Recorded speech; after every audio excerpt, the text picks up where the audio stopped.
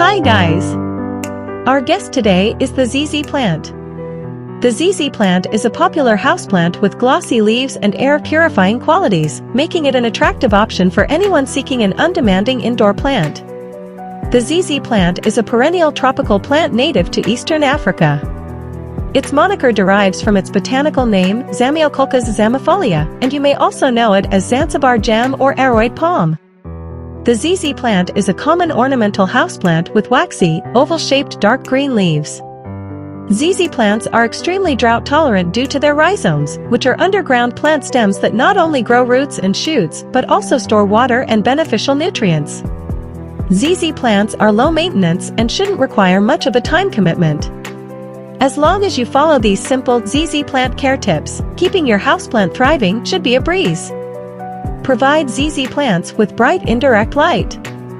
ZZ plants are great indoor plants because they tolerate low light conditions, but they grow faster in bright indirect light.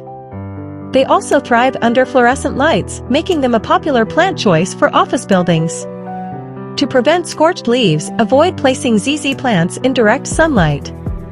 Use a loose potting mix in a container with drainage holes. A high-quality standard potting mix should be sufficient for a ZZ plant as long as it has good drainage.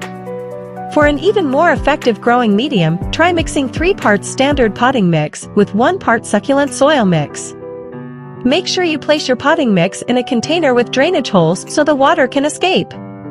Let the soil dry out between waterings. A ZZ plant's rhizomes store water, making it drought-tolerant.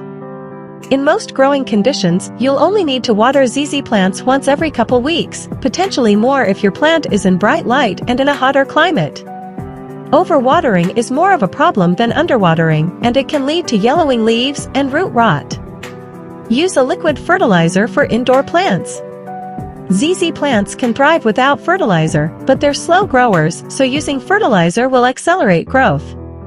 Use a diluted liquid houseplant fertilizer once a month after watering, but only during the growing season, typically April through August. Maintain average temperature and humidity levels. ZZ plants grow best between 60 and 75 degrees Fahrenheit in an environment with average humidity. Keep your ZZ plant out of temperatures below 45 degrees Fahrenheit, and consider placing it near a humidifier if your air is on the dry side, particularly in winter. Repot ZZ plants every spring. Repotting is necessary once a ZZ plant outgrows its pot and becomes root-bound, meaning that its roots try to escape out of the drainage holes at the bottom of the pot. Repot once the growing season begins in the spring. You typically won't need to repot a ZZ plant after its first 5 years of life. Monitor for aphid infestations. ZZ plants are resistant to almost all pests, but in rare cases, they may be plagued by aphids. Aphid infestations are more likely to occur if your ZZ plant is outside during warmer months. Aphids cause ZZ plant leaves to form yellow spots covered in a sticky substance. To rid your plant of aphids, spray them away with a strong spray from a garden hose, and cut off any diseased leaves. Avoid using leaf shine product. It may be tempting to use a leaf shine product to give your ZZ plant extra shiny leaves, but leaf shine will clog your ZZ plant's pores and prevent them from absorbing oxygen. Keep ZZ plants out of reach of children and pets. ZZ plants contain calcium oxalate, which is toxic when ingested and may cause painful intestinal issues. Those with sensitive skin may also experience skin irritation from touching ZZ plant leaves, so be careful when handling, and wash your hands after making any contact with your plant's leaves. Propagating your ZZ plants is a simple and inexpensive way to add new ZZ plants to your home garden. You can propagate ZZ plants through division or with leaf cuttings.